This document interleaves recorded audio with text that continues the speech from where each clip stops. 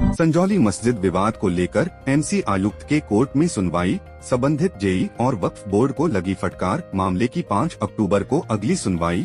JEE को fresh status report दायर करने के निर्देश। एक्स प्रधान संजौली मस्जिद कमेटी मोहम्मद लतीफ नेगी और मैं 12 के बाद प्रधानी छोड़ दी थी वहाँ पे मस्जिद में। अब उन्होंने एक लोकल कमेटी गठित कर ली थी कुछ बाहरी राज्यों के लोगों ने, अब जिसकी वजह से आज ये सारा एपिसोड हुआ है। ये जो मस्जिद है कब की है? ये मस्जिद तो 47 से पहले की रेवेन्यू रिकॉर्ड जो है आज वक्फ बोर्ड वाले को प्रोवाइड कर दी है। ये बोर्ड जो मस्जिद की है वक्फ बोर्ड की जमीन है, इसकी तो कोई इसमें तो कोई त्रुटि नहीं है। ये जमीन जो है वक्फ बोर्ड की है। लतीफ जी, आप यहाँ पर 2.5 मंजिल के बाद आपके साथ आए यहाँ पे और कितनी जो मंजिल यहाँ पे बनी है वो भारत से राज्य से जो लोग एक लोकल कमेटी गठित कर ली और ये बनाते रहे। फिर नहीं बनाते रहे तो क्या ऊपर के 2 फ्लोर इलीगल है आप लोग मानते हैं? ये तो मशीन देखना था ये हमारा, लेकिन आपको नोटिस सर्व हुए थे कि नहीं? हमारे को नोटिस लीम के नाम आते हैं, हमारे को नोटिस नहीं आते। मेरे को तो फर्स्ट 2012 के बाद प्रधान नहीं, मेरे को तो आज ही नोटिस भेजा उन्होंने, तब मैं कोर्ट में 2010 से मामला चल रहा है। 2012 से पहले कैसी थी मस्जिद पहले कच्ची मस्जिद थी 2012 से पहले जब प्रधान थे। तो हमने नक्शा दिया, एमसी को नक्शा भेज दिया था और उसमें कोई गलतियां रही होनी क्या रही होनी, और नोटिस जो एक्चुअली एमसी की सब गलतियों तो नहीं की, उन्होंने नोटिस जो है उसको सलीम को इशू करना शुरू कर दिया। और वो सुशील आर्किटेक्ट था, आर्किटेक्ट जी थे, उन्होंने नक्शा सबमिट किया मस्जिद में एमसी में। उसके बाद क्या हुआ कि मैं तो है नहीं था उन कमेटी में, तो क्या हुआ क्या नहीं, उसके बाद ये लोग नोटिस ही नहीं कोई आया। उसके बाद फिर वो कोई मेरे को आज फर्स्ट टाइम नोटिस आया एमसी का। कंस्ट्रक्शन की गई, परमिशन ली गई। हाँ, नो पुरानी मस्जिद थी, आज की मस्जिद नहीं है। उसके लिए वो पुरानी मस्जिद आज की मस्जिद नहीं हो, वो एमसी में भी रिकॉर्ड आज एमसी को दे दिया गया और रिकॉर्ड मस्जिद वक्फ बोर्ड की थी। वक्फ बोर्ड ने अपने रिकॉर्ड दे दिया, एमसी में सारा रिकॉर्ड जमा करवा दिया। क्या क्या जवाब मेरे को इसका ज्यादा पता नहीं सर, वक्फ बोर्ड ने जवाब जमा कर दिया एमसी में। आपका लिंक है वहाँ मस्जिद के साथ मेरे को नोटिस दिया, मेरे को मतलब प्रधान के अलावा कुछ है वहाँ? तो मैं प्रेयर करने जाता हूँ। लतीफ जी, जिसका आपने कहा कि बाहरी सही मानना है, गलती तो किसी न किसी की तो है ही ना सर इसमें ना।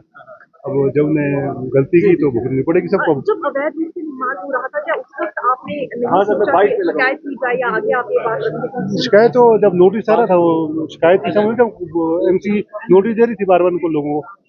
चाहेंगे हम किसी अलीगल कार्रवाई होनी चाहिए, अगर गलत हुआ तो होनी चाहिए, बाकी एमसी देख रहा है।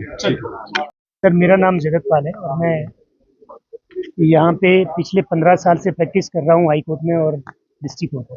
आज जो मस्जिद मामले को लेकर की तरफ से क्या पक्ष रखा गया है, उनकी तरफ से क्या पक्ष रखा गया? सर, ये लोकल रेजिडेंट्स की आज मजबूरी थी कि 14 साल के बाद वो पार्टी बने हैं इस केस में आकर के, क्योंकि पिछले 14 साल से लेकर के आज तक कोई भी इफेक्टिव कार्रवाई इस कोर्ट में नहीं हुई, क्योंकि इससे पहले किसी गलत आदमियों के खिलाफ एक केस चल रहा था और बीच में लगभग 13.5 साल के बाद वक्फ बोर्ड की एंट्री होती है कि हम इसके मालिक हैं। लेकिन आज जब कमिश्नर साहब ने कोर्ट में वक्फ बोर्ड से ये पूछा कि 13 साल तक जो हुआ क्या आपको उसके बारे में जानकारी है, तो उसका उन्होंने कोई जवाब नहीं दिया। लेकिन अब वो कह रहे हैं कि जो मस्जिद है इसका जो मालिकाना हक हमारे पास है, लेकिन ऐसा कोई रिकॉर्ड वो कोर्ट में दिखा नहीं पाए।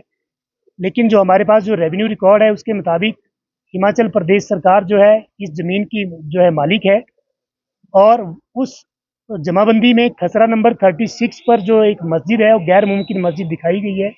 तो गैर मुमकिन मस्जिद का मतलब है कि सरकारी ज़मीन पर बनाई गई मस्जिद।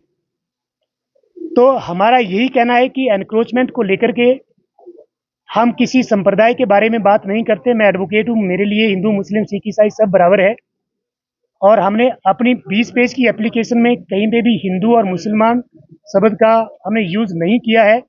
हमने सिर्फ इलीगल और अनऑथराइज कंस्ट्रक्शन के बारे में बात की है।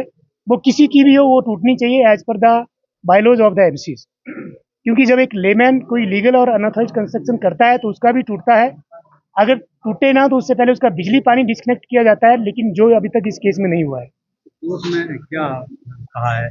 5 तारीख की डेट दी गई है, तो उसमें सर 5 तारीख के लिए जो वक्फ बोर्ड ने आज जो जवाब दिया है उसके ऊपर कंसिडरेशन होगा, और जो लोकल रेजिडेंट्स की तरफ से जो हमने दलीलें रखी हैं और जो हमने जो अपनी जो एप्लीकेशन 20 पेज की दायर की है उसके ऊपर जवाब देंगे। और मुझे लगता है कि शायद उस दिन जो है हमारी इस केस की प्रोसीडिंग जो है कंक्लूड हो जाएगी। जितना 20 पेज की आपने वहाँ पे एप्लीकेशन यहाँ पर दी है और उसमें अन्य गतिविधियाँ भी होती है, तो कुछ ऐसी मेजर जो सर देखिए, हमने कोई ऐसी गतिविधि नहीं लिखी है जो किसी भी कम्युनिटी को लेकर के स्पेसिफिकली हो। हमने कहीं नहीं लिखा है कि हिंदू ये करता है, मुसलमान ये करता है। हमारा जो ग्रीवांस है वो सबके लिए है, वो हिंदू, मुस्लिम, सिख, ईसाई सब धर्मों के लिए है। कोर्ट ने पहली बार एसपी वक्फ बोर्ड को इसमें नोटिस इशू किए थे और पेश हुए। हमने रिप्लाई फाइल किया डिटेल्ड और डॉक्यूमेंट्री एविडेंस सबमिट करी कोर्ट में। कोर्ट ने जेई कंसर्न को लेटेस्ट स्टेटस रिपोर्ट कंस्ट्रक्शन के बारे में सबमिट करने के लिए कहा है। उसका हम रिप्लाई सबमिट करेंगे नेक्स्ट डेट ऑफ हियरिंग। क्या कुछ मांगा गया है अगली हियरिंग के लिए? कब तक? अगली हियरिंग के लिए तो लेटेस्ट स्टेटस रिपोर्ट मांगी गई जेई कंसर्न से। वो अपनी रिपोर्ट देंगे, हम उसको एग्जामिन करेंगे। उसको एग्जामिन करने के बाद हम रिप्लाई फाइल करेंगे। क्या जो ये बहुमंजिला मस्जिद बनी है, इसको लेकर कोर्ट में क्या कहा गया? जो 3 मंजिल की बात हो रही है कि 3 मंजिल अवैध बनाया गया। जो अवैध की बात है वो तो कोर्ट में मैटर सब जुडिस है। अभी तो कोर्ट उसका निर्णय देगी कि अवैध है या अवैध नहीं है। इस बारे में तो कोर्ट अभी निर्णय देगी। तो नमाज जारी रहेगी जो कुछ ऐसा कुछ आदेश हुआ है कि जारी? उसके मैं तो आपको कोर्ट से रिलेटेड बता सकता हूँ, नमाज से रिलेटेड मैं नहीं बता सकता, ना रिकमेंड कर सकता।